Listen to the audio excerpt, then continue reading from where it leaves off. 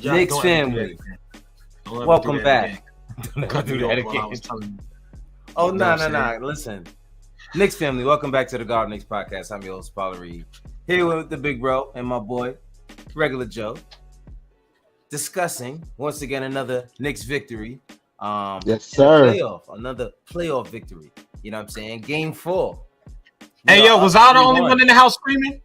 Was I the only one in there screaming? No. No. I was. Hell no. I was loud. Just put it like that. I probably scared the neighbors. We was outside. My wife was like, we was outside and we heard you screaming. Listen, I'm telling you right now, I was so loud in here. Joe came in here like, you okay? I was like, yeah, I'm good. I'm good, Pop. He was like, okay, I just wanted to check on you. And then, I guess and then at one point he sat and like on my lap and watched it with me and then saw me like react. And I guess that resonated with him a little bit, like, oh, like he likes when they score. Okay, cool. Like he was like, looking at you. This is what this is about. So I guess like now, hopefully, he can watch some games with me and react like that when these guys are winning. Hopefully, just Knicks fans. But anyway, Knicks games. My bad. Put some lotion on your hands. It sounds like Arizona in July. Word, Josh, you did this, did you? Word, you some oil. Man, I'm a working man. Yo, listen. I just now put the cocoa butter on. I ain't got no ash. That's no ash. Yeah, we ash free over here, baby. Ash free over here. You know what I'm saying? That's just rough hands. Yeah, that's the Caribbean hand, right, Dre? Tell them about it. You know what I'm saying? I got the Uncle Lee. Slap somebody in one of these, it's over. Bap. Anyway, speaking of slap, the Knicks and the Cavaliers. The Knicks handed a couple slaps. Outside of the beginning of the third quarter, this game was pretty much ours the entire time. Jose Garcia says Mitch MVP of the season so far. It depends on what Josh, you said the same thing earlier, yo. Who, me? You said the same thing earlier. Didn't you say something about that along those lines? Yes, I did. You said we wouldn't be winning these games if it wasn't for Mitch? We wouldn't. Absolutely not. I mean, Mitch and Hartenstein was my key. Yeah, those rebounds, bro, like you can't substitute that. Like even JB Bickerstaff after the game said we got to figure it out. We got to figure out how to keep these guys off the boards. And I mean, it's not like, Josh Hart did have 7 rebounds and 5 of them was defensive rebounds. So like, I'm sure like it would have helped if they had a little bit more help on the rebound. But Mitchell Robinson having 11, I think he had 11 rebounds tonight. And 7 of those were offensive. Yeah, you know what their problem is though? Who Cleveland? Cleveland. Like it's a massive problem. So Mobley and Allen are good rebounders, specifically Allen, right? Even though they haven't been good rebounders in this series. Allen had 4 rebounds tonight. Mobley had 7. The problem really is though that they have small guards who don't really rebound that great, right. And then their wings are not good rebounders. So if you look at the way the Knicks are built, right? Like Quickly, Barrett, Grimes, Hart are all like really good wing rebounders from the wing position. Right. So we get our bigs get a lot of support. Yeah, that's true. From our guards. Like they don't really have any support. And honestly, we gotta give credit to Tibbs for that. Like, let's really be honest. Like, that's a scheme thing. These guys didn't all just come in rebounding. That was I agree to an extent, and I'm gonna tell you why. Outside of Hart. No, yeah, but hear me out. Grimes was an excellent rebounder in college. Like his coach had a rule: if you don't rebound, you don't play. He didn't care what position you played. So I quickly been a pretty good rebounder. That might be a Tips thing. I don't know. I don't know what type of rebounder he was at Kentucky, but I know that. And Barrett he's just big. He gets naturally and he's big and he's in the paint a lot. So he's a solid rebounder too. But coach could be telling RJ, listen, leak on those fast breaks. You know what I'm saying? But he's that's not. True. I do think there's a little bit to it because RJ could just be leaking. 100%. 100%. As a guard, he definitely could be leaking. Guard/wing, he definitely could be leaking. But I know for a fact that there's a scheme there that says, listen, Mitch can put a body on these guys. You guys just help him rebound. We'll get the rebound. Finish the defensive play. You talk all the time about finishing the defensive Absolutely. play. So I know that's definitely part of their scheme. But that's definitely something that they struggled with tonight. The Cleveland Cavaliers. They could not keep us off the boards. In fact, the rebounding battle went. It wasn't pretty. 47-33. Yeah, it wasn't pretty, bro. Come on, you get out rebounded by 14, man. I'm looking at their stats now. Karis LeVert had the most rebounds for that team. He had 9. Evan But Cap, you want to hear it? You see the crazy number though? What's the crazy number? 7 offensive rebounds for Cleveland. 17 offensive rebounds for the Knicks. Yeah, it's an extra 10 right there. We talked about we talked about before the series started. We talked about, that's why I mentioned Hartenstein and Robinson when we talked about who are the most important players in the series, because the Knicks all season have won the possession battle. And in this series, they've dominated the possession battle. I didn't even look to see how many shots Cleveland got versus the Knicks, but I'm sure we got more shots. Shots, 84 they got 77. So 77. Like, bro, it's hard to win when the other team is just pounding you like that. And they shoot 10 more free throws than you. Right, exactly. And we hit more threes than them. We like did. You do me a favor, don't tell me how to do my shit. You feel me? Oh, my bad.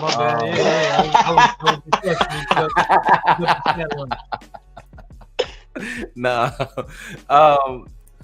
But shit, here's the stats right here. So just looking at the rebounding right here. Mitchell Robinson with 11. I mean, RJ Barrett didn't rebound well today, or Julius Randle, which is rare. It's rare that you get 4 rebounds out of both of them together. That's like absolutely rare, especially Julius. I don't know what the hell was up with Julius today. I mean, he hasn't been shooting well this series, but today he just was not there mentally. Yeah, there's no effort tonight, bro. I was looking at him one play, and I was like, he looked like he don't even want to be there. Right. I don't know. I'm not gonna lie. There was a few plays where I think Brunson and Hart just didn't look them off completely, and I think after that he kind of they looked him off. Yeah, Hart for sure. Was that the play when he just walked to the corner? He was in the corner the entire time and was wide open, and Hart did one of his coast to coast with 3 people on him and missed. Julius was pissed off at that play. I know there was another play in the third. I only know it because I just rewatched the third where he had Jetty on him and he was trying to post up, but Allen was kind of coming from the backside. Yeah, helping him out. Yeah, so they couldn't lob it to him. And you kind of see him the boss got reversed to the other side of the court and he just kind of strolled to the corner. And it's just bro, you gotta keep your head in the game, man. I can almost guarantee that he won't have another game like that. They tried to get him the ball on that play. They tried all game to get him involved. It was weird because even Benji Ritholtz, shout out to Benji, he tweeted out. He said there's just a few. What you needed, Dre? Scroll a little bit so I can see Obi's numbers because that's who, of course. Obi didn't play great. I mean, so he played very well, but the numbers don't show it. Right. He did have 5 offensive rebounds though. But Benji Ritholtz had talked about during the game how the ISO with Mobley is not working. It's not working. Just stop doing it. Mobley's too good, bro. He's too good on the perimeter, especially on the big. You know what I mean? He kept trying it, the jab step, the step back into the 3, and it just didn't work. It didn't work, and he kept trying it. And after about the 3rd time, I said, Julius doesn't want to play today. I didn't see him drive to the basket. There was a lot of... You need a therapy session, bro. I don't know what happened, but this cannot happen in the playoffs. I don't give a goddamn what happened, why you're upset, who said something to you. this is the playoffs. This is not. You got to keep playing, Yeah, man. Like you're the leader. You're one of the leaders of the team. You can't do this. You can't stop. If you look at what happened to us in Atlanta that year, it was almost like they felt like they didn't have any other options, so they had to leave him in, and that's what happened. Like we got into a situation where it's like, all right, this is it. This is our game plan. Yeah, and that's the problem. Like you can't. I don't know. I'm sure Julius will bounce back next game. I'm not worried about him having 2 games like that. So can I say one thing that real quick? Let me hold that thought for a second. Mm-hmm. Toon said it a while ago. He said, "Where was this all season coming from, Mitch?" And at the post game, they asked Mitch. They said, "Is this playoff Mitch that we seeing?" It's like it's almost basically right. You saw them ask him that. Yeah, I saw. They said, "Is this playoff Mitch?" Mm-hmm. Huh? Yeah. He was sitting there with RJ. He was like, "Is this playoff Mitch?" Right. And I thought that was interesting. So basically, what Toon was saying, like, where was this all season? And I feel like he was hurt and different things, and I don't know. I think it's something about the playoffs. He turning up. But I feel like he's had a lot of huge games this season. No, I think he did. The last month of the season, though, Hartenstein was by far the better center, though. I think we all agree on that. Yeah, I think what I'm surprised about this series with Mitch is seeing how dominant he is with 2 bigs. Dominant, bro. Like dominant. And they asked him the first game like that. He was like, "You see me coming? They see me in there. They getting a little frightened or threatened." What he said? He's like, "They look shook." They was shook. Yo, and I was like, kind of like, "Yo, chill," because we want to chill. I was like, "Don't get him hyped." And he came back in and backed it up. He came right. So back before we move on from Julius, right, and all this negativity, so we get some positive stuff. We did win. Yeah. Before we move on from Julius, though, I don't know if you guys seen Tibbs talk after the game. Nah. No, I didn't see it yet. No. So Tibbs said a lot of things after the game, but one thing stuck out to me. He said about Julius, he said a lot of people wouldn't be playing if they were him. So I don't know what that means. Something at the crib or whatever the case. Nah. I don't even think it's that. I'm thinking, well, it could be that, Dre. Actually, who knows, right? But I'm thinking maybe is this ankle still a lingering thing, or is that fall in game 2 a thing? Or is Tibbs just covering for his guy, right? But I don't think Tibbs would just say that. Like Tibbs literally just said a lot of guys wouldn't be playing if they were him right now, and I think it has something to do with. I think it was health related. Jose says Julius was at 90% in health.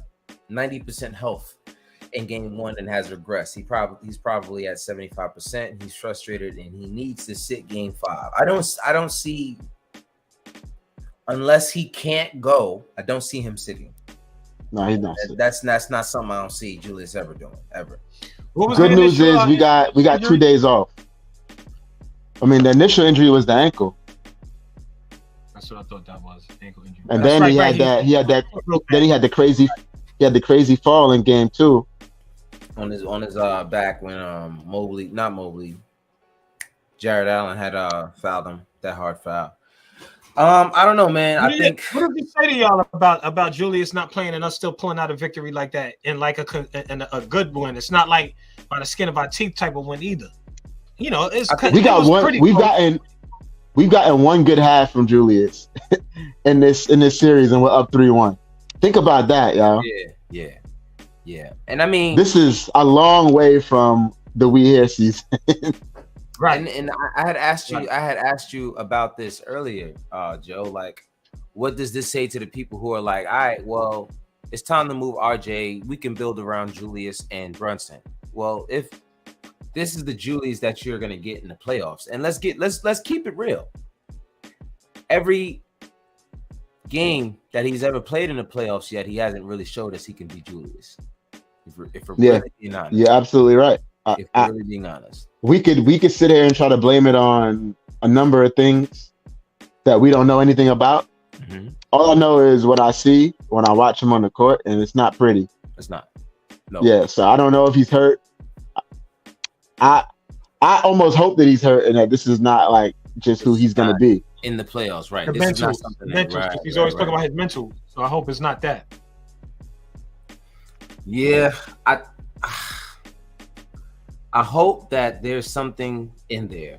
You know what I'm saying? I just really hope that, like the same way for RJ, it's good to see RJ doing this. It's really about the fact that it's in the playoffs. Like we've seen RJ have good games. We've seen Julius have good games. The thing is that shout out to King in the chat. I'm surprised by RJ. He hates to see us smiling. But anyway, you know, niggas.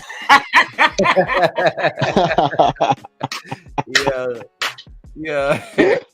My man said, I can't wait till y'all hurting, man. Yo, that is hilarious. Yeah, I tell you this. I tell you this, King.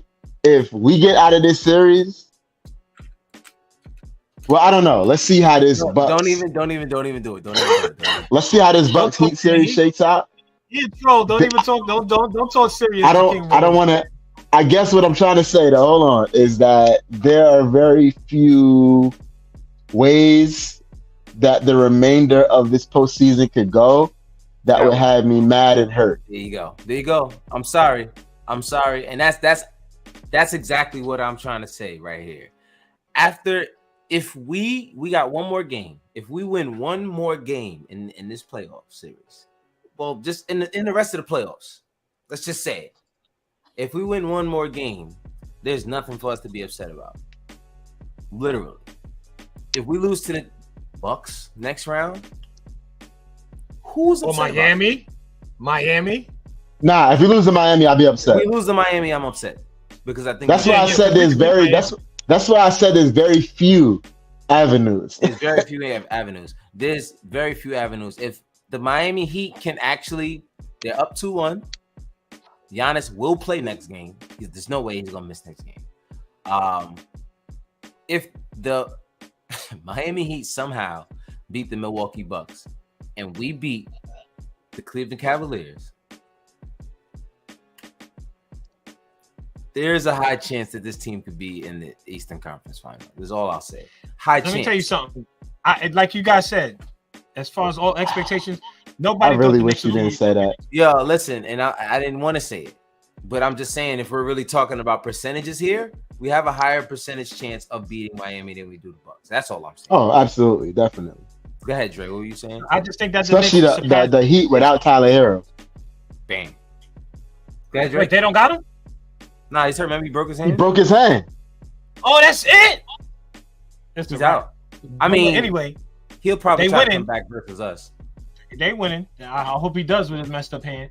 But I just think that the Knicks already surpassed expectations. Up 3-1. That's 100%. There you go. I just think that the Knicks could do no wrong. You see, what's the name did a complete about face? Mm-hmm. Kind of. What's his name? Stephen A. You know what I mean? I just love hearing everybody talk positive about the Knicks now. Like it really is incredible. I'm like, wow. I didn't know everybody was so high on the Knicks. All those people are biding their time. It's weird, bro. All those people are positive. You hear Kendrick Perkins talking positive about the Knicks. I'm like, but been talking positive about the Knicks. Yeah, I was about to say Kendrick. I give him the props because he's been saying. But just in general, not that it's just him, but just like him on ESPN talking positive. I'm like, I feel like they just been bypassing the Knicks. Nobody would talk about the Knicks after a win, and I'm like, but guys, they're just biding their time. They waiting for something bad to happen. Yeah, so they could clown us, man. Yeah, they could be like, I told you. Listen, but we still beat expectations. I'm telling you right now, guaranteed, 95%. Whenever our season ends, if it doesn't end with the championship, which is a high chance that we won't end with the championship. Let's be real. If our season I don't know who's coming out the West, but that would be a big feat. Right. If our season ends without a championship, I guarantee you on some media network, James Dolan's name will be mentioned. And that just goes to show how much they know about what the hell they're talking about. They're gonna go. Hey, did you see the numbers after we won game 1 in Cleveland? How much the ticket prices? Was that you that sent that out? It jumped. Yeah, it jumped crazy. It jumped crazy. And so like they said, the Knicks as a losing team was already still the highest revenue team in the NBA. Us and the Lakers. Yeah. Right. And we in the playoffs winning. Crazy, man. Forget it. It's crazy. I'm telling you, I'm downtown. I'm on 33rd Street. Just like the buzz is just. It's crazy out there. Jelani says the term is bandwagoners. Y'all can say it. We all grown here. I'm just saying. That's fact. That's fact. Take, baby. That's definitely what it is. Don't worry. Izzy says peace and abundance to Apollo, Joe, and Dre. Peace, my guy. Peace. Peace, God. Yes, sir. Yes, sir. Man. Sure. Peace. So yeah, man. Knicks beat the Cavaliers. Let's just get into the numbers. Let's get into it. Let's get into it. Numbers real quick. Let's start with RJ Barrett. Because why not, right? Because he's at the top. I mean, sure. He's usually at the top because that's just how I'm surprised with what I'm seeing from him. I'll be honest with you. Right. And this is the thing about RJ. I've noticed that now I'm scared. What I've noticed does scare me because RJ Barrett plays well at home. The crowd loves RJ more than they love Julius, and somehow more than they love Jalen Brunson. About because he's our guy, bro. He's our guy, homegrown, yeah. Drafted.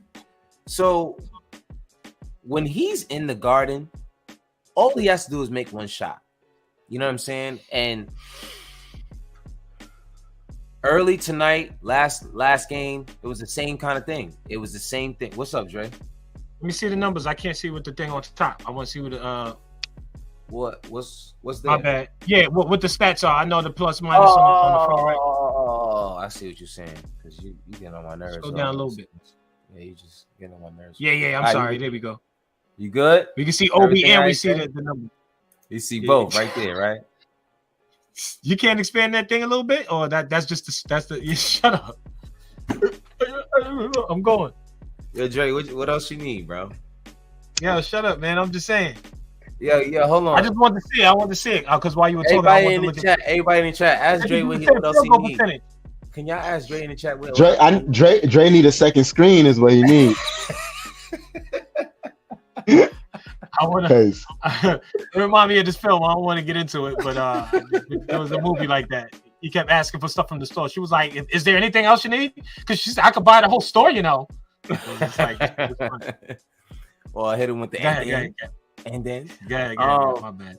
So anyway, RJ Barrett, he tends to play well at home, and 50% from the field. I mean, he really shot 9 for 12 from. If you take away all that, take away all the threes. He was 0 for 6. He's got to stop with the threes. He's got to stop. He can't. He can't stop, bro. I don't want him to stop with the threes because once he becomes hesitant shooting the three, that's when our whole offense will crumble. You know what I'm saying? Did you hear what Mark Jackson and Jeff Van Gundy said? Nah, what they said. The last game they talked about like Randall missing threes, right? Mm-hmm. And basically, Mike Breen was like, if you're struggling from three, you know what I mean? Shouldn't you just stop shooting them? And both guys, NBA coaches were like, no, if you're open, you got to shoot it. If you don't shoot it, it destroys your offense. You got to shoot it, bro. Mm-hmm. You can't just pass up on it every single time. That might be the best shot available. I mean, and let's be real. You got to take it. I hear you. Let's be real. Like, Julius didn't shoot it well tonight. Hart didn't shoot it well. Quickly didn't make one either. You have to take the shots. And that's my only frustration with guys like Grimes sometimes is that I don't give a damn that he misses any of the shots. I want you to take those shots. You know what I'm saying? Like, and that's something that every coach will encourage, especially from his shooters. Like, shoot the ball. There was RJ once shot 40% from the 3-point line. Do we ever think that'll happen again? I highly doubt it. But let's be real. At least we know he's capable of shooting in the high 30s or mid to high 30s if he needs to, once he gets it figured out. You know what I'm saying? And hopefully at that point, his shot selection is a lot better so that the percentage just looks better from three. But overall, great game from RJ. 26 points, 1 block, 1 assist, 2 rebounds. Like I said, 0 for 6 from 3, and he was uncharacteristically bad tonight from the free throw line, 8 of 13, which, you know, it sounds so weird to say uncharacteristic because he's not a great free throw shooter, but 8 of 13 he's been a lot better from the free throw line as of recent. And as you can see, looks like he's the only one that attempted to really get to the free throw line and can get to the free throw line. He was a monster today, bro. Yeah, you just gotta love the growth from RJ. He still got a lot more to grow. You know what I mean? Like, but I just want to continue being patient with that kid. That's just my point of view. That's just me. How y'all feel about how RJ played tonight? I'll tell you how I feel. I like him when he goes to the basket. I just like when he attacks the basket, especially when he makes those layups. I just think that's the strongest point in his game. Offensively, I think he's a strong dude. He looks heavy and he looks slow, but somehow he's getting past these dudes. And when he goes to the basket, it's like they can't stop him. I don't care if they block it, because a lot of times when you go to the basket, you're picking up fouls. A lot of these dudes will have 4 fouls. They have 5 fouls. Who was that fouled out on Cleveland? Oh, Dre, I love that you mentioned that, because RJ Barrett forced Mobley into his 4th, 5th, and 6th foul. Right. That was all RJ. Why I said there was one point where I was like, that was a smart take, because it wasn't like he had the lane or nothing like that, but he kept going. And you get these dudes in foul trouble when you go to the basket. What's that? 6 fouls? 6 fouls. Yeah.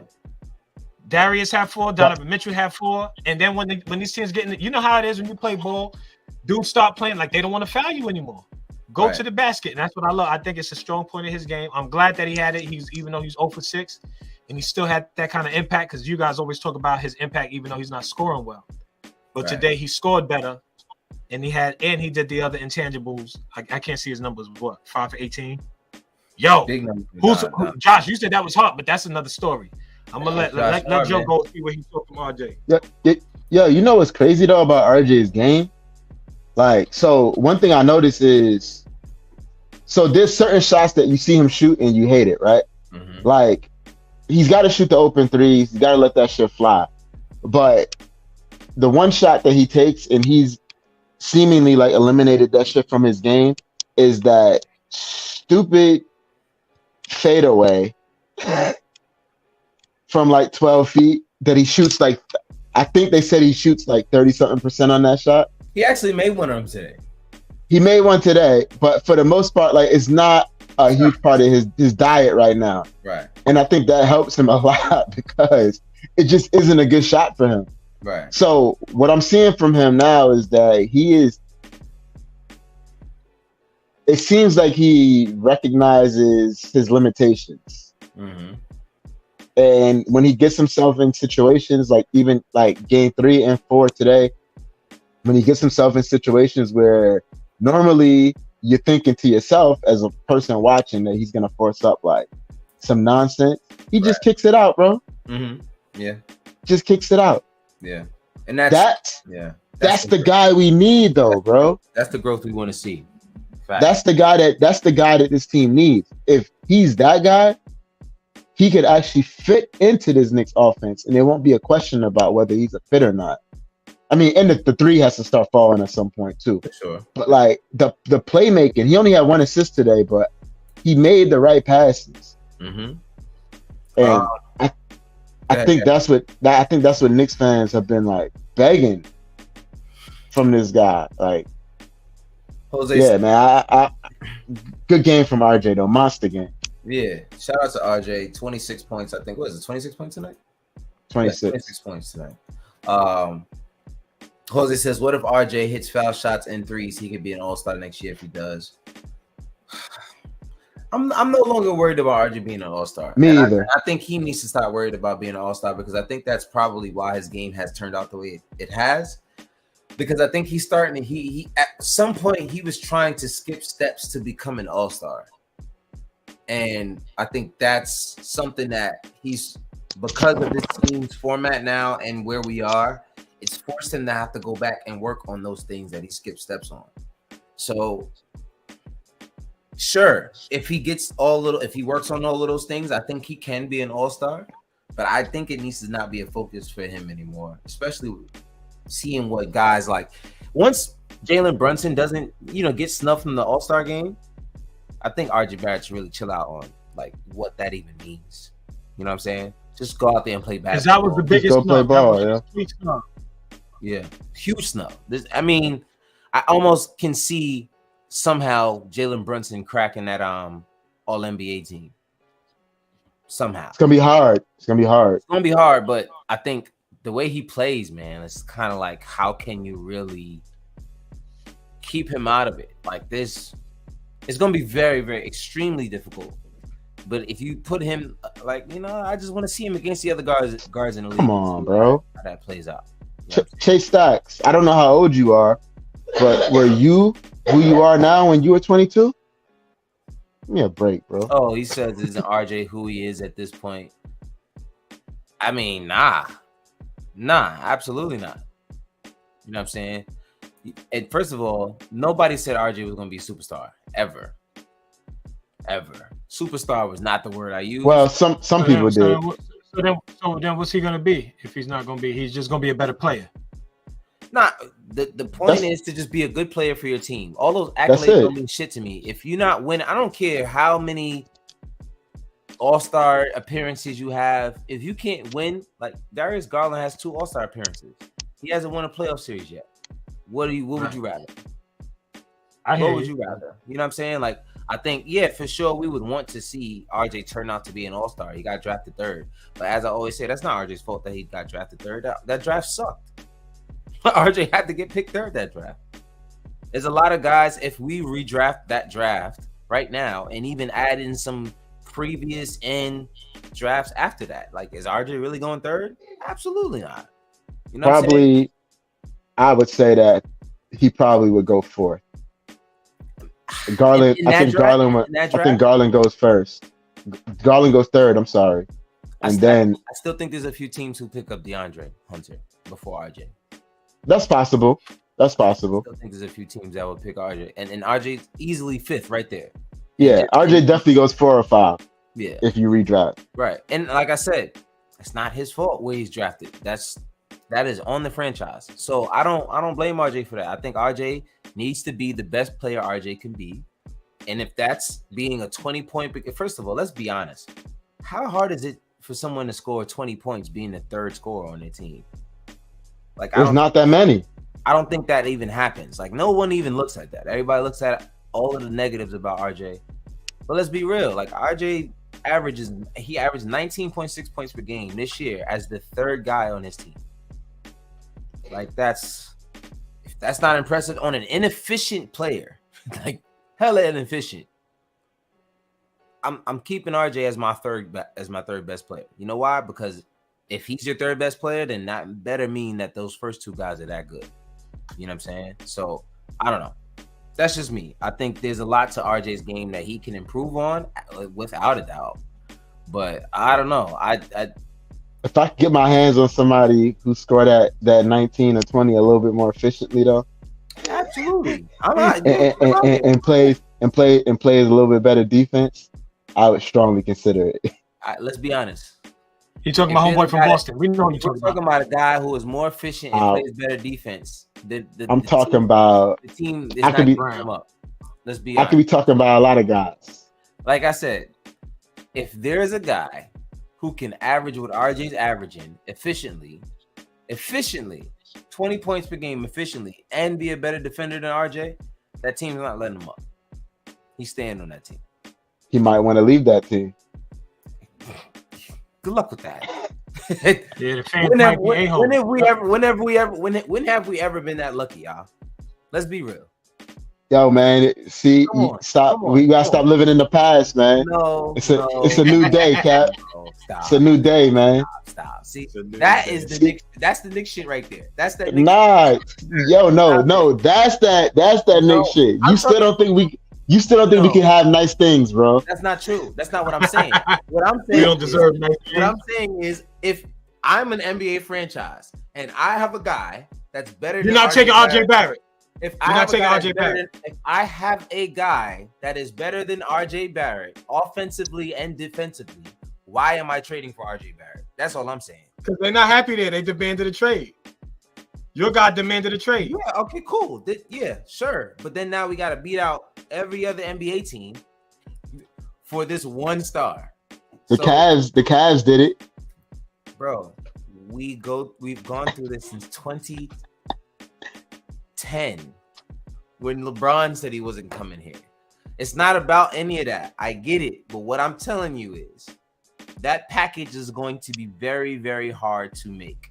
If you're talking about a guy that's better than RJ and plays better defense than RJ and wants to come to New York, like, you're asking for a whole lot in one bag, bro. All right. Let's move on, man. Yeah, thank you. Appreciate it. This is not going well. It's not. It's not going well. All right, so let's talk about the only man that we really can give a lot of credit to tonight, and that's Jalen. Only? I mean, there's a lot of guys tonight, Cap. there's a lot of guys to give credit to, without a doubt. But let's be real. Without Jalen Brunson, this team is not anywhere in any of these games. Yo, Jalen played 42 minutes, almost 43 minutes. If Jalen is not in any of these games, we not winning. That's it. Like a lot of unsung heroes in those other games, great plays by those other guys. But let's be real. If it wasn't Jalen Brunson, it's probably not. It's over for us. It's pretty much over for us. Jalen Brunson tonight, 11-22 from the field, 5-9 from 3, 6 rebounds, 6 assists, 4 turnovers, which is something that you don't want to see from Jalen. You don't usually see from Jalen either. This is a hard team to not turn it over against, bro. Right. You're talking about like this super like long pause. And yeah, bro, it's a lot. That's all I'm saying. It's hard. They led the league in forced turnovers. So right. I mean, and he's being guarded by Okoro half the damn time. Like, let's be real. Like, so it's not like he's being guarded by Garland out there. Because if he's being guarded by Garland and you got 4 turnovers, it's barbecue chicken. Yeah, it's like exactly. Like even though Garland is actually a much better defender than what we think. For sure, but Jalen Brunson is bullying his ass. If we're really being honest. Yeah, the weak link though is really Donovan Mitchell. That's the switch that the Knicks are trying to get every time. Yeah, yes, and they have been getting it, and he's been torching them. So can we talk about that? Talk about it. I was just gonna say that we just got on Jalen. I was just gonna say can that. We talk about how they. No, let's talk about how they've been getting it though. Yeah. So earlier in the series, they were using Mitch and like Hartenstein a lot to screen. But the problem with that is like Mobley and Allen are really like good coming out on guards. They're too long. Yeah. So, and when like they were coming out on the blitz, Jalen would like pass to Mitchell Robinson, and you know Mitch is not an instinctual passer. So it was kind of like he would catch it in the roll, and like there would be a guy there, and then like he would hesitate, he wouldn't know what to do with it. So what Tibbs has done, because Tibbs coach, y'all. He's a coach. What Tibbs has done is he's removed his big man from that pick and roll now. And now the pick and roll is a guard / wing. So you've seen Josh Hart a lot setting screens. You've seen Quickly setting screens a lot. You see RJ setting screens. Yep. So when they go to blitz JB now, and he passes to whoever that roller is, now you got a guy who's used to handling the ball, making a pass or a decision to drive to the basket. Like Josh Hart made some great plays tonight in that little short roll. Like that, and on top of that, you're getting a switch on Brunson. If he doesn't have to give it up, if the ball doesn't get out of his hands, you get a switch on Brunson, and now he's got a guard on him instead of having Mobley or Allen on him. Like, right. And the Knicks are not going to go away from that. So Cleveland got to figure something out. The Knicks have figured something out, man. Like, and that's very, very scary for the Cavs. That, and then when you're doing that, you still got Mitch on the block, who you can always throw the alley to. You know what I'm saying? Like, or just shoot the ball. Or just shoot the ball and going to grab the rebound. Right? Yeah, like he's just there waiting for the. bro, like it's very. Jose says Tibbs made a good adjustment. JB off the pick and roll was passing to RJ of double. He's passing whoever was open. Yeah, whoever the screener was. Yeah, whoever the screener was, and that was something that scared me in game 2 because if you remember, there was a few plays where Jalen Brunson could not get. He would get doubled, and it was like the trap of the century. Like he could not get past it. Same thing with Quickly. They trapped him so bad he had to run all the way to the half court line, and they still trapped him there. Yeah, that's because they were trapping with the big though. Right. But the Knicks have eliminated the big from the play completely. Exactly. Now they got the guards doing it. Now you got the guards running that pick and roll. So that's changed up everything. Like I said, that was the adjustment that needed to be made. That was the key adjustment made in this series, on our side offensively. That really helped it. And that, also they were going to, like you had mentioned, stop hiding Jalen.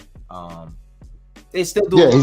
They still do a little bit of hiding, but it depends though. They don't really hide him on. They don't really hide him on Karras though. They hide him on a Coral. They not. Yeah. So like if a Coral or a Jetty are out there, then they'll hide him. Right. But when Karras is in, the Knicks are basically like, "Yo, bro, you got to go hold your own." And he's not someone who backs down to a challenge. Thank God. I mean, he sure as shit backed down to start that third quarter. I don't know what the hell it was. He was so bad, yo. No, let's be real. And Julius was really bad in the backside too. Julius and Jalen Brunson alone in the beginning, let's say the first 8 minutes of that third quarter.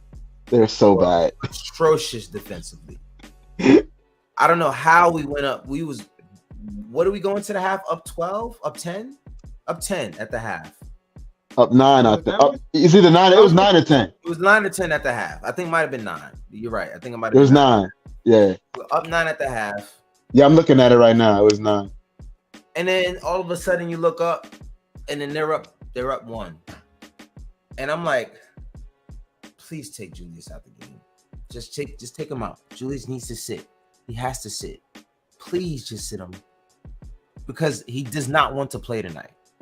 I don't know. And it was a play where Darius Garland came down.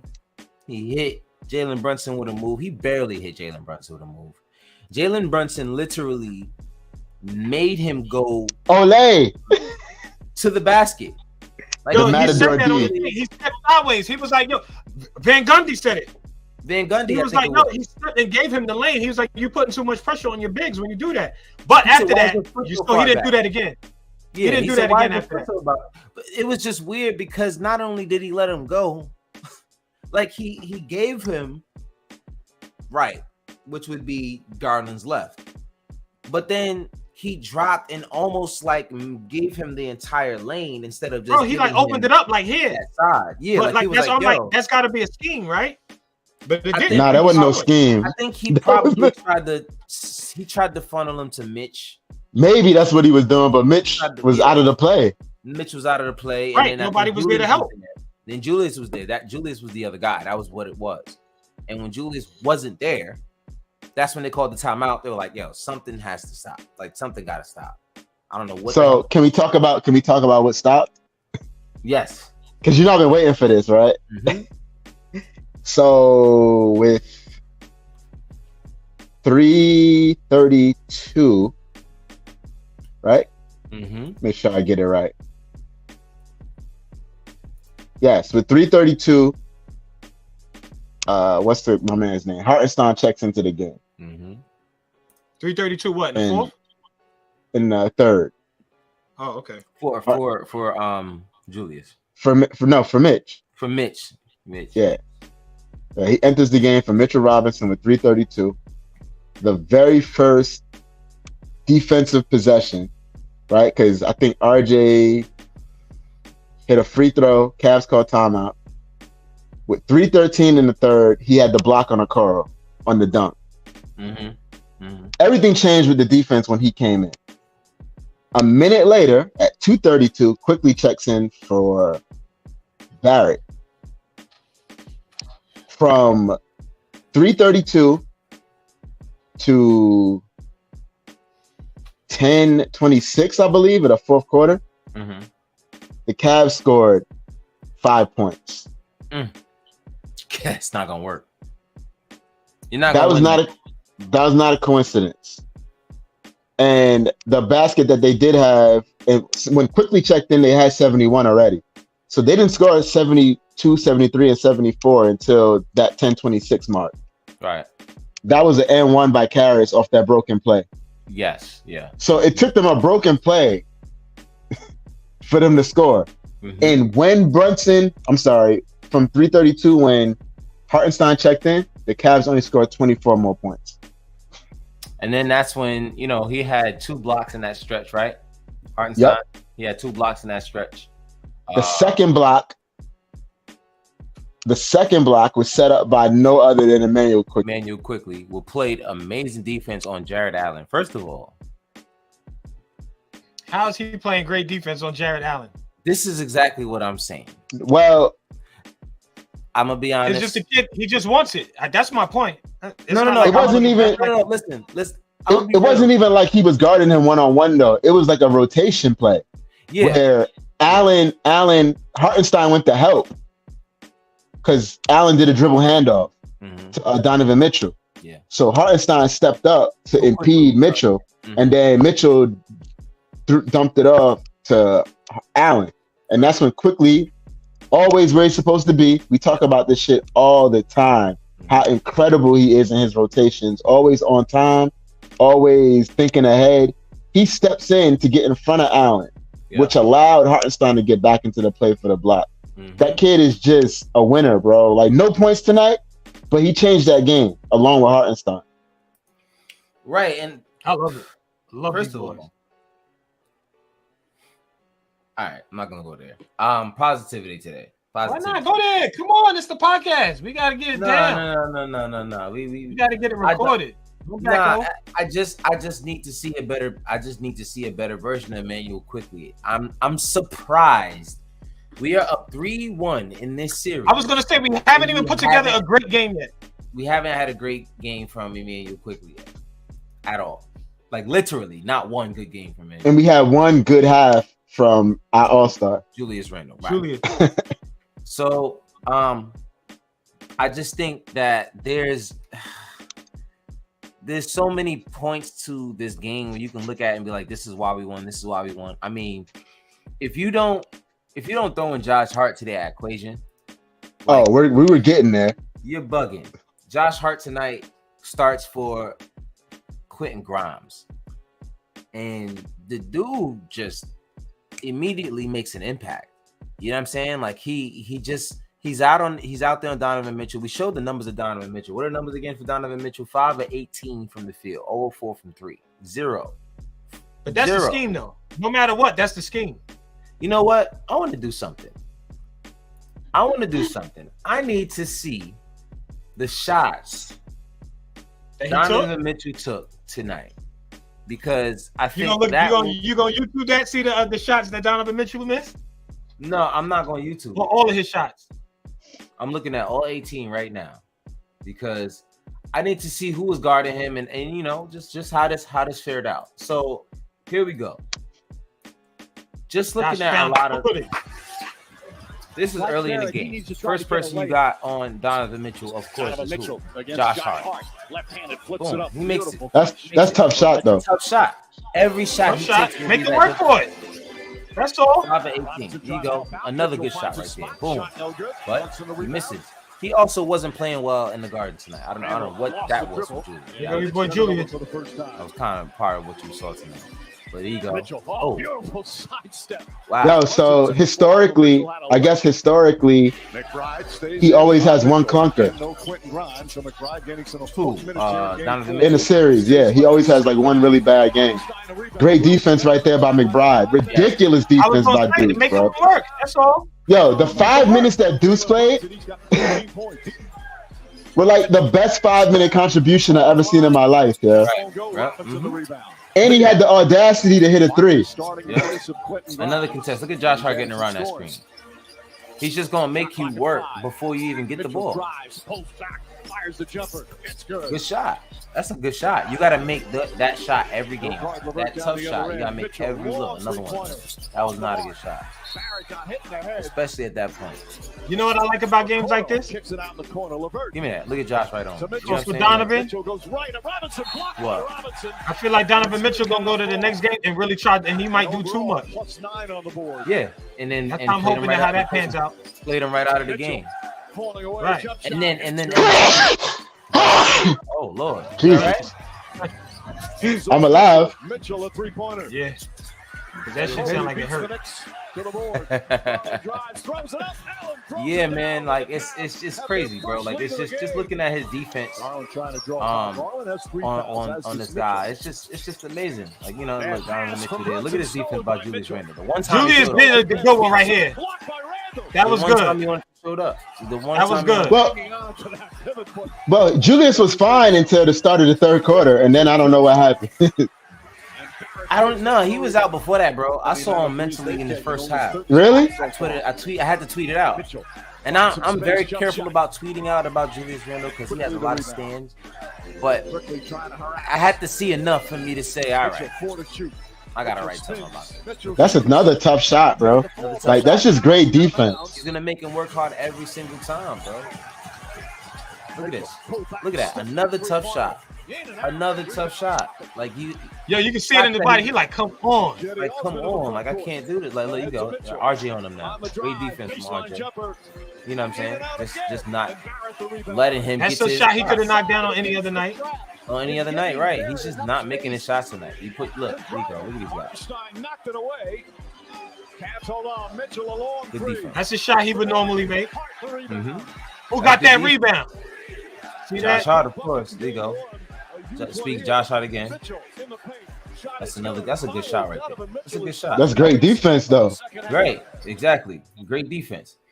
Josh Hart, man, he's so important to this team. Everything that he does on that floor is team related. Literally every single thing that he does on that floor. And, you know, I wish you could like play a tape of Josh Hart's just plays all game long, and just for guys like RJ and Julius Randle. Like, that's just, you know, I just want to see those guys hustle like that. I would love to see Julius and RJ hustle like Josh Hart. Could you freaking imagine what you would get out of them? Who else can we really talk about tonight? Isaiah Hartenstein. Isaiah Hartenstein. I was gonna say Obi, Isaiah Hartenstein. Let's talk about Isaiah Hartenstein first. That boy seems like he turns up in the playoffs too. I feel like that's why we got him, or that's why the scouts got him. He loves it. He loves playing here in New York. He's finally found his role. He only took one shot today, but he's making the difference everywhere else. It's incredible. Yeah, 8 rebounds, 2 assists, 2 steals, 2 blocks. Like, you know what I mean? He got 5 fouls, but that doesn't mean anything to me. But for the simple fact that he's out there being active, you know what I'm saying?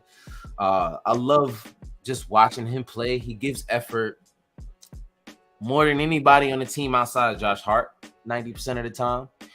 And when they're on the floor together, bro, it's kind of like just, you know, poetry in motion. These guys just know how to be in the right spot. They hustle. They're not letting anyone get an easy basket.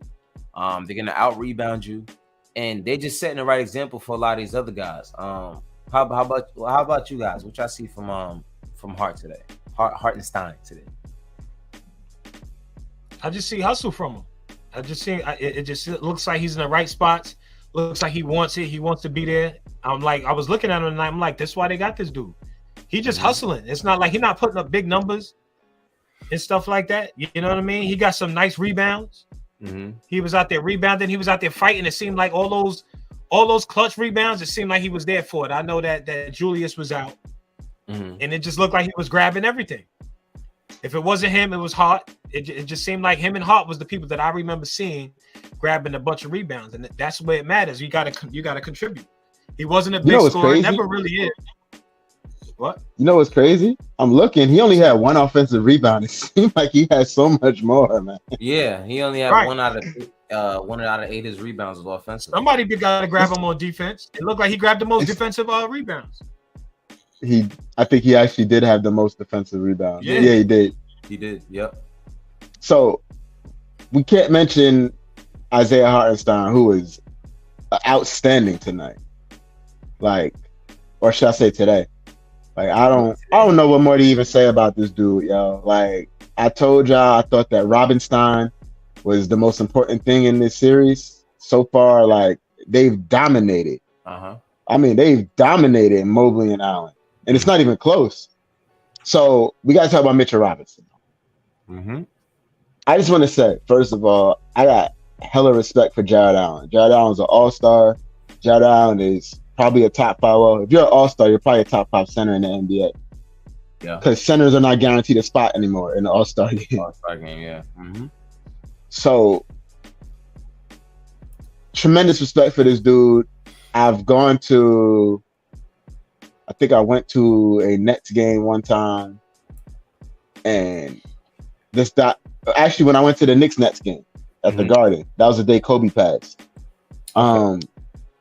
This guy was out dumb early because I was there wild early, and he was out there on the court crazy early, shooting free throws, like super hard worker. You could tell just from where he was when he first came up on the scene in New Jersey to now. Anyways, or Brooklyn, New Jersey, whatever.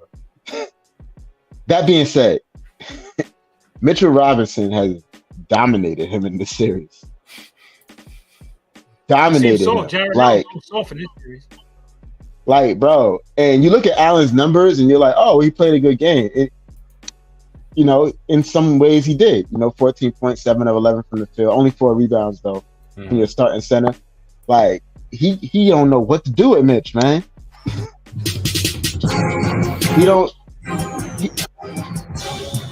That Ben Wallace? Somebody said Mitchell Robinson in the playoffs and they put a clip. Oh, yo, bro, like dead ass though, bro. It's funny that and I put this clip up because my man Jerome Herbin said this Knicks team reminds me of the 03 Detroit Pistons team, capable of beating teams with superstars. Don't say that to Knicks fans, bro. No, but this is what we talked about, Cat. We talked about. I'm not gonna do that. We picked, what I love about the squad is it's like we won today without Julius. Right? We picked up the slack in the offseason when we didn't in the regular season when we didn't have Brunson. Like they picked up good play, guys that play defense, guys that rebound. Like this Hart pickup was a game changer. Right.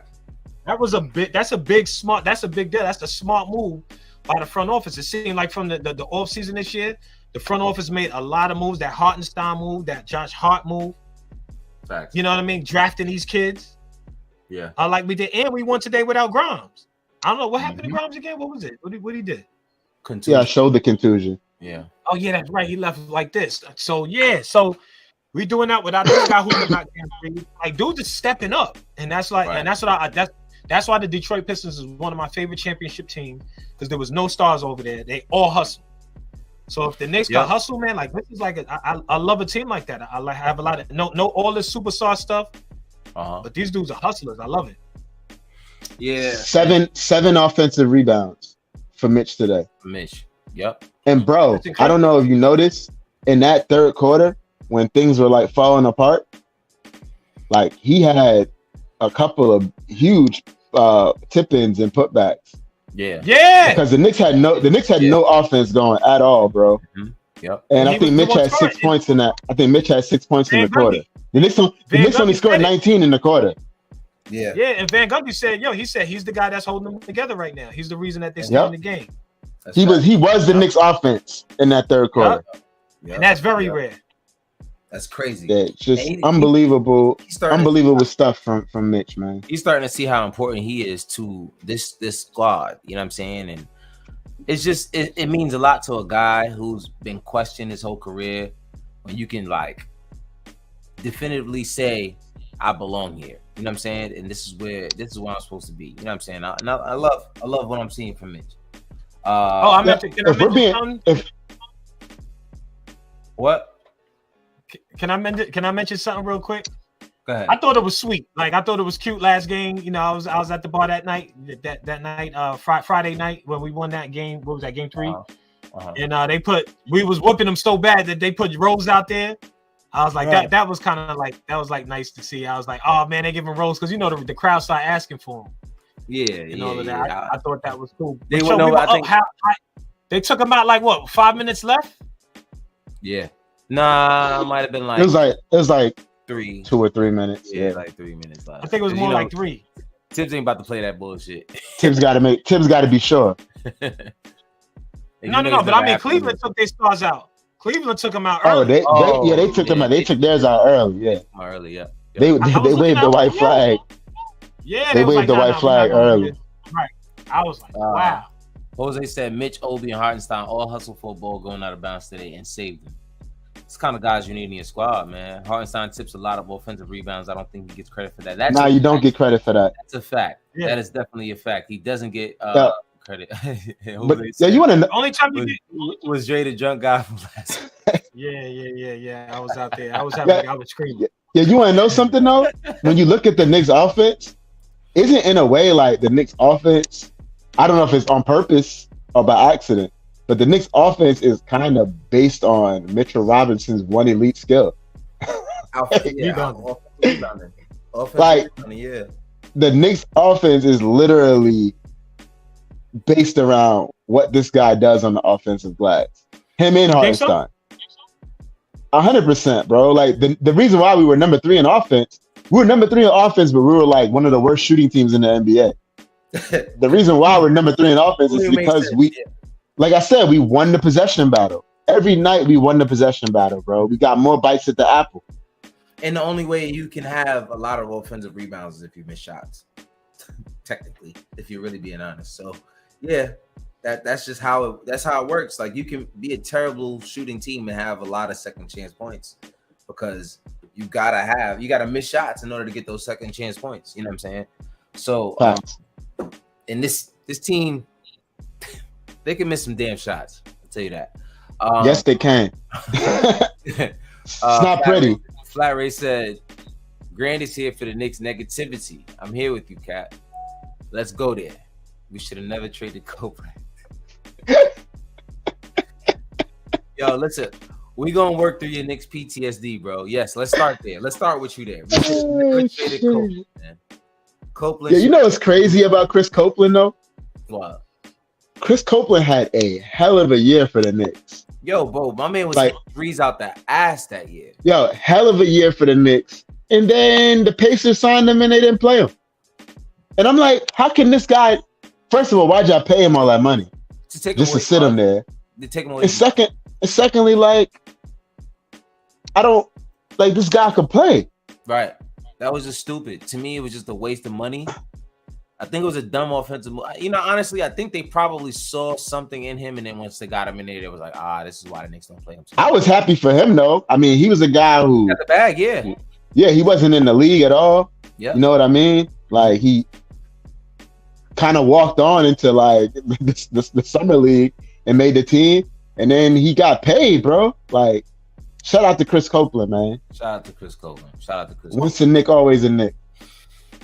Google him because I forget what he looked like. You remember the guy that like the tall dude, light skinned cat with the dreads, the thick eyebrows, and the dreads that was shooting. He used to come off the bench like Baby Mello. Yeah. I remember. Wow, who brought that up? Because that shit was like. That was Alex. You remember Alex Dre, my boy Alex. Oh, Alex brought that up. Yeah. That's you know what? He kind of looked like Copeland. That's why he brought him up. That was 2012. That was 12-13, right? That was Knicks tape. No, yeah, that had to be during that time, yeah, because when he went to the Pacers, it was when we were still like kind of rivals with the Pacers at that point, which is why I feel like they did it. I feel like they did it just because we really wanted to bring Copeland back, and they were like, nah, we know we can get him, and then they got him and didn't play him, which I think was stupid because I think they just got him though because they had to spend the money, so it was like, why not? Like, we got to spend the money anyway, and I don't know if they had any other options at that point. Anyway. So the two guys we got to talk about, and we can wrap this shit up, is Obi Toppin and the unbelievable 5 minutes, best 5 minutes ever, bro, of Miles McBride, bro, because that boy came in like he was just shot out of a cannon on defense, yo, and then had the audacity to hit a 3. Yo, he defended the hell yes, out he of did. Donovan Mitchell. Yes, he did. Yes, he did. Yo, the very first possession, he fucked up the very first possession. Yeah. He got a deflection. The ball got deflected back to half court, completely threw off that possession. Yeah. That possession was over for the Cavs after he did that. Mm-hmm. They end up taking a bad shot. And then like the very next play is when the one you showed where he locks up Donovan Mitchell. Yep. And then I think he comes down and hits a three. And it's just like, yo. Like, man, like what am I watching? That kid is, I just can't wait to see what he's like once he grows, not physically, but grows into who he is as a player, and he has an actual role on the team that's not just 10th man. You know what I'm saying? I feel like he could be a good man. You know what the swing skill is for him though, bro? Is can he hit open threes? Hit the three, yeah. If he can hit open threes, I don't know if it's the Knicks, but I think he could be in somebody's rotation.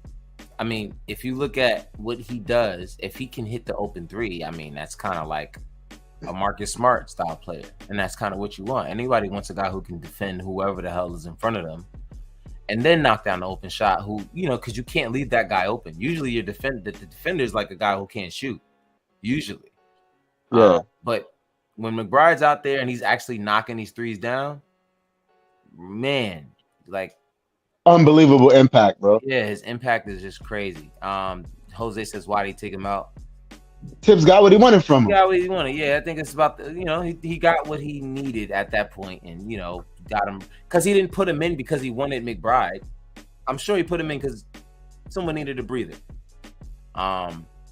And at that point he put him right back in. I think who was it that was playing? I think it was Garland at one point during this game, who they sat him for like 2 minutes, and it was like, yo, get right back in the game. It might have even been a minute and a half. Like, they just didn't want to go away from having him on the court for that long. They just wanted him to get a breather. You know what I'm saying? But that's why you got guys like McBride out there, because you got to have one of those guys who could just guard whoever, just for a little bit. You know what I'm saying? Like, you might just need him to do it for 5 minutes. And that's just the impact you need, because, that these guys can get hot like that. And if you put a little McBride on them for 5 minutes and stop that from happening, I don't see why not. Nah, I don't think it's for contractual reasons, Jose. I'm not even sure. Nah. Because I think it's just a better guy on the floor. It's better. So hold on. Yeah. So hold on. Let me. So he's a second round pick. Do they have him for another year? Because second rounders get what? They get 2+1s, right? I think so. So his +1 would be next year. I gotta look it up again. Because this is year 2 for him. This is year 2. I think he stays regardless. Especially if Grimes is still here, that's like his best friend. I don't see him going anywhere. It's up to the Knicks. That's up to the Knicks, but I think in this role, there's no reason for them to go away from McBride. But it also begs the question, like, so they're gonna have to make a decision on Obi, right? Quickly must get paid. Which quickly must get paid. McBride is gonna probably be up, I'm assuming, next year for a contract. Like, what do you do with all these guys? You just sign everybody? What you think quickly gonna get though? Upwards of $20 million a year. Even close to what RJ's getting. Yeah, it's gonna be big. It's gonna be a lot. I can't wait, and I also can't wait. I can't wait. Dre, that kind of makes it easier for RJ. Dre, the total might start with a 1. It might just be literally 100 flat. It might be 100. Yeah, the total might start with a 1. Only because probably 4 years. 5 years. I mean, I would imagine 4 or 5 years. Yeah, I see 4 years. I say 5. Because now you're paying them with the starters. You're paying the starters. I guess it's kind of like, how do you? I don't know. If there's one team that I know doesn't give a damn about going over the salary in this, the cap this year, it's probably James Dolan don't give a shit about James that. doesn't give a damn about that. He'll be fine. If the team is winning, James will bleed money for a little while at least. For a little while, he'll find some money somewhere in his back pocket somewhere to just make sure everybody's fine.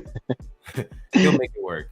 But Obi Toppin. Obi Toppin.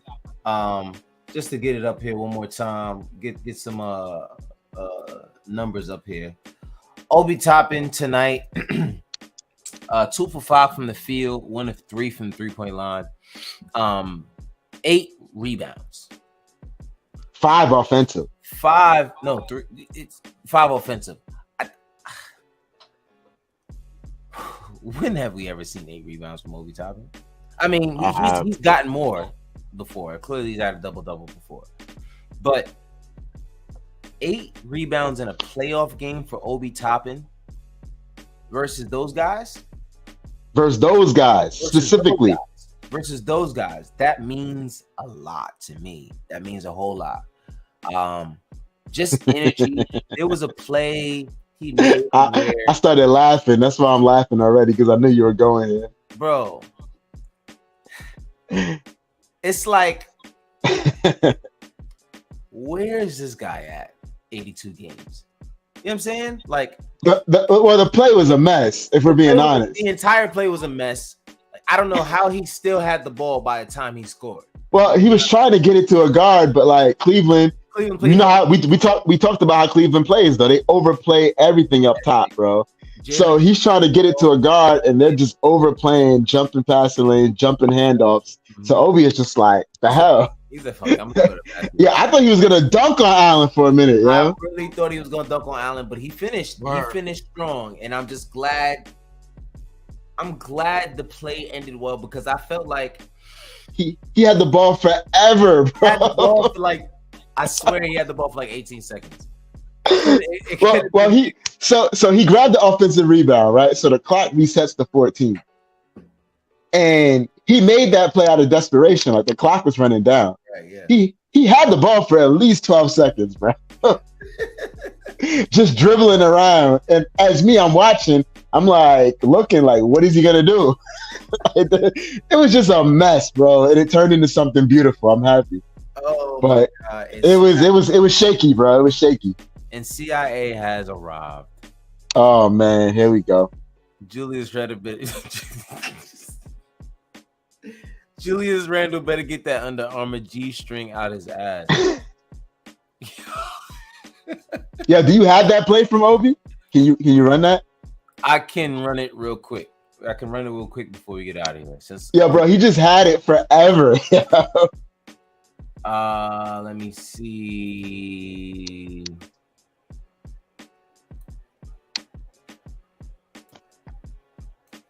Is this the play?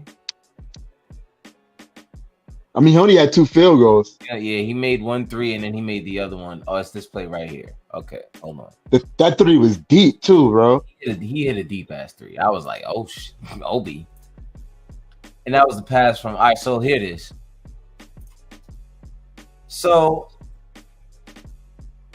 this was one of the ugliest plays I watched in a long time. So there's 11 on the clock as we speak, right? He grabbed that rebound. That was his rebound. Yeah, he grabbed the rebound. So he's already been dribbling for 4 seconds.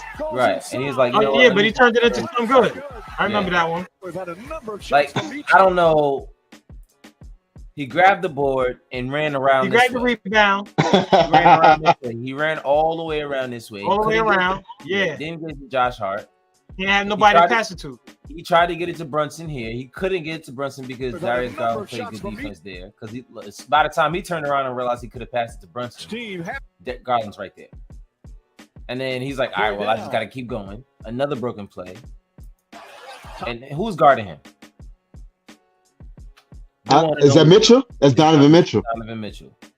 Now, Donovan Mitchell already scares me on defense because he's very, very shaky. Like, I don't know if it's not an effort thing. He tries. He really tries. He tries. He really tries hard. He's just not. I feel like he should be better though, right? Really, really good defensively. I do feel like that. I don't understand. I don't know why he's not. Like, I don't get it, bro. Look, he kind of just. Obi is not faster than him. It's footwork. If he can get his feet here. Yo, but he wasn't. I don't think he was expecting that though. I think he was like, oh. He wasn't. He was like, oh shit, and then he expected, if anything, he probably expected Jared Allen to Toppin contend. It's like Clyde. It's like Clyde says all the time. You can't relax. calls it. You can't relax. Yeah, I'm telling you, man. Like it's, and then Obi just finishes over both of them, and that's just. If we can get plays like this out of Obi more often. But we were scared though. We were scared. We were scared that play. What was score? Did you see what the score was? At that moment it turned from 84-79 to 86-79. We were up by 5. Okay. So that was a big play. Huge play. God forbid the Cavs come down and hit a 3, cut it to 2. Changes things. It changes things big time. Changes things a lot. RJ might have came home blood. I don't know what RJ did, but he woke up. He heard everybody. He heard everybody. Yeah. You know what RJ is? He's the type of dude that's not really on social media like that, but he hears all the noise. You better believe it. He hears a lot of noise, and I'm sure he was watching a whole lot of Dre. A lot of guys talk bad about RJ, and he just will have to keep it up. What happened, Dre? How you doing that? RJ is inconsistent. I feel like that we all could agree. Dre, yeah, if I had $1 for how many times Dre said that. Yeah, listen, Dre. You know, I'm just making sure you fall into the trap. That's it. Yo, bro, I had that drilled in my head. Like RJ is just inconsistent. RJ's just inconsistent. We know he this. is, bro. We're happy he had the game he had today, and last game. I'm super happy. Yeah, he did. I don't know if he was a scoring. I don't know if he was a scoring champ in college, but he was the college player of the year. Who, RJ? Obi Toppin. Oh, Obi, yes. Oh, yeah. Wasn't Obi scoring champ? Nah, I think he's definitely college player of the year. He wasn't scoring champ. Was he scoring champ? He might have been. I'm just not sure. Hold on. What year was that? NCAA scoring champ. What year was that? That was 2000. It was 3 years ago. 2019. 2019. Let's see. Scoring champ was. Okay, this is definitely not giving me the answer that I thought I was gonna get. Hold on, give me 2 seconds. And leader NCAA. Okay, it was Carson Edwards of Purdue. That's 2019. Is that the same year as Obi Toppin? I want to say it was. I feel like it is. Obi Toppin was drafted. He been with the Knicks this is the first season, right? 2020. My bad. So that was. So yeah, you got to go forward another year. And the leader was. Okay. Come on. Why you give me everything but 2020? Like, what's going on here? All right, men's college basketball leaders 2020 season. Let's see. Leaders, points. Who is Marcus Howard? That was dude from Marquette. He was a point. Yeah, Marquette. He was a bad man, bro. Yeah. So it wasn't Obi. So it had to be. I think he was the player of the year. Yeah, he was college player of the year though. That's a fact. Yeah, that's college player of the year. Jose says we needed RJ game the way Julius Randle was playing. I mean, hopefully Julius Randle can wake up. I don't know. He's scaring me, bro. He's really scaring me. He hasn't had a good game yet, like full put together game. Julius Randle has not done it yet in the Knicks uniform. He gave us one heroic half. He gave us one half, and that was in the first game. First game. That was it. It was a very necessary half. Yeah, we needed it. And like we probably either lose that game or we probably lose that game without that half. Like that half was that big. Yeah, huge half, especially being home, away. And Brunson out in foul trouble. Only played 9 minutes in that first half. Yeah. CIA says Obi needs to hit Randall with that tank body shot, clean that starting spot. Ooh. Did you guys see Did you see the fight? I seen it.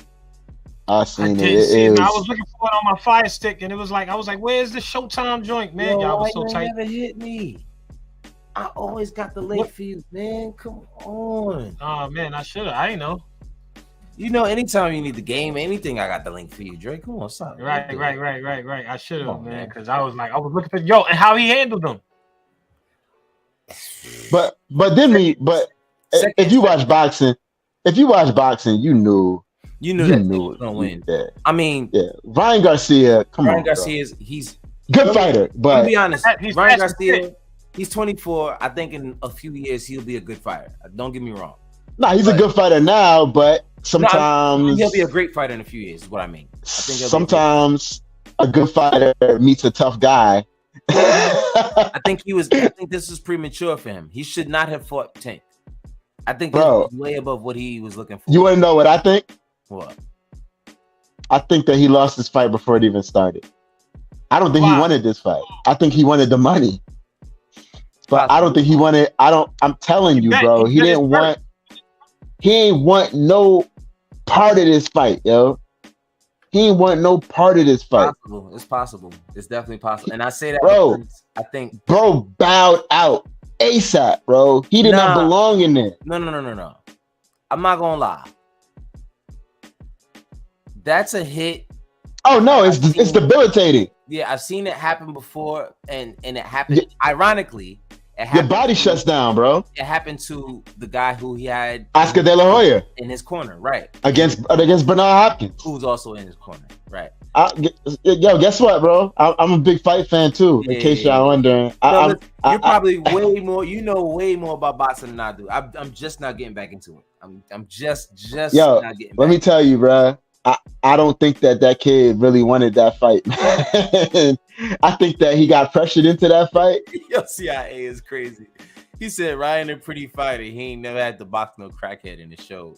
That's like I said Tank. Yeah. Tank is a hood fighter that you put in a ring and train. That's something that's very scary. This is very, very scary, bro. Yo, bro. He ain't seen shit he was scared of.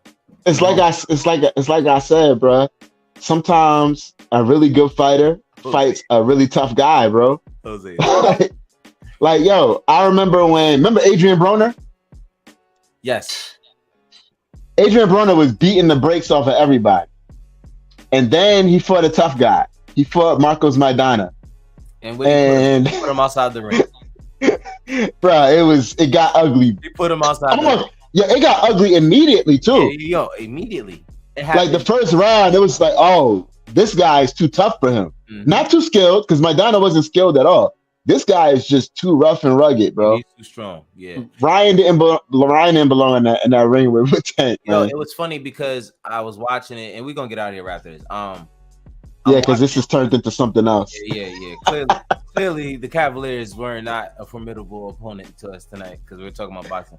But I'm watching it, and just immediately, kind of like you saw what Jose said. Jose's crazy, yeah. I'm watching it, and immediately, just like Mayweather, he takes his time. He's not gonna attack you the first round. He's gonna let you. He's like, all right. He almost notoriously takes an L in the first round because he's that confident in his ability. He's gonna like, all right, let me just see what you're throwing at me. Hope.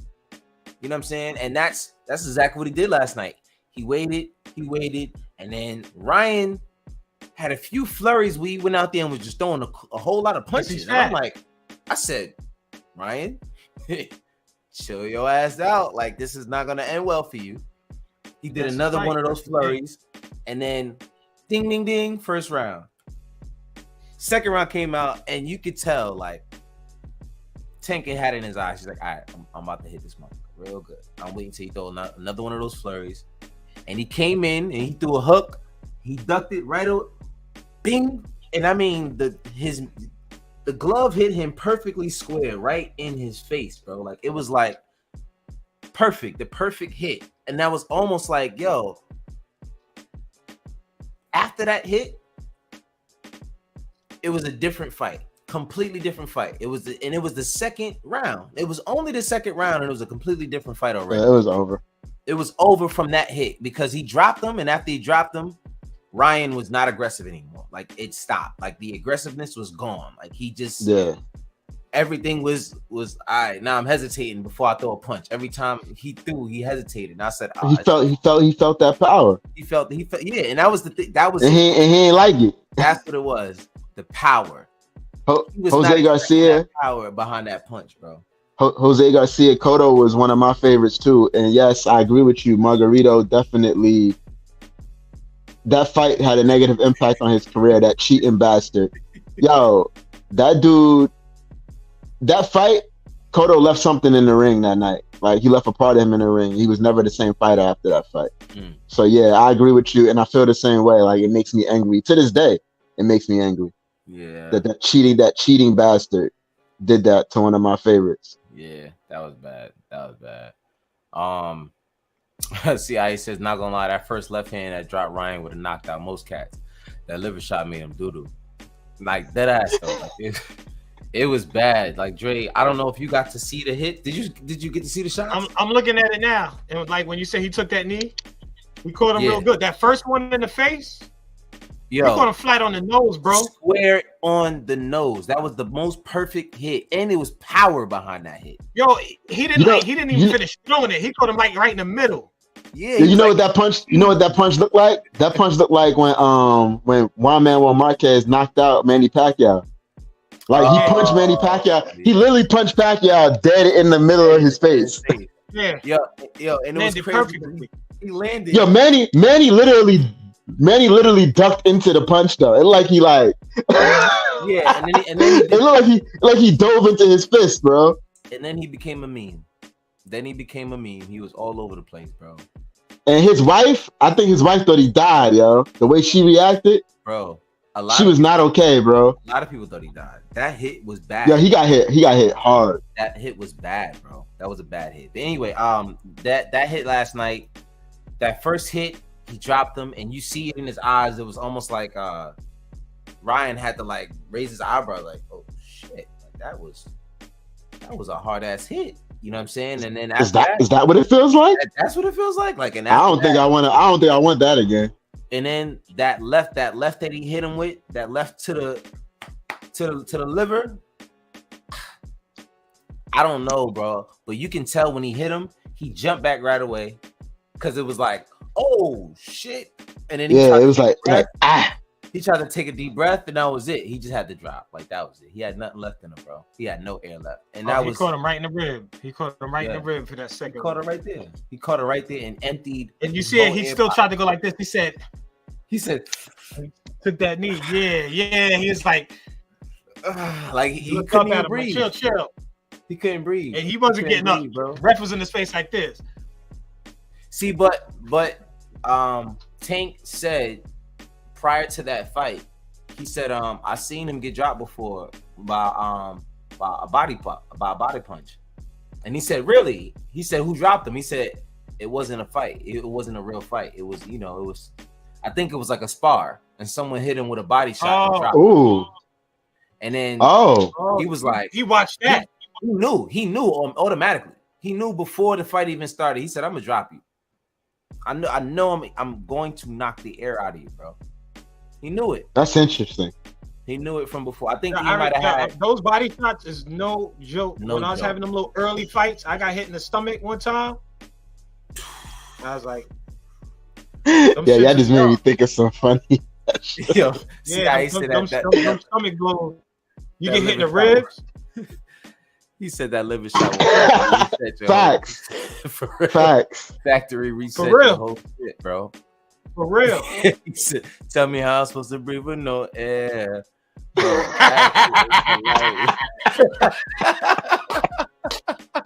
yeah, it's time to go, Yeah, he said, I thought Van Gundy was going to jump on Tank after that leg. Tank leg after that punch. Yo, oh my God. Nah, I'm out of here. We gotta go. Oh man, this is devolving into madness. This is crazy. Nah, Cat. That was it. That's it. Listen, Knicks win tonight. We take care of business. 102-93. we gotta go finish business. If we can win one more on the road, I mean, that's it. That's game.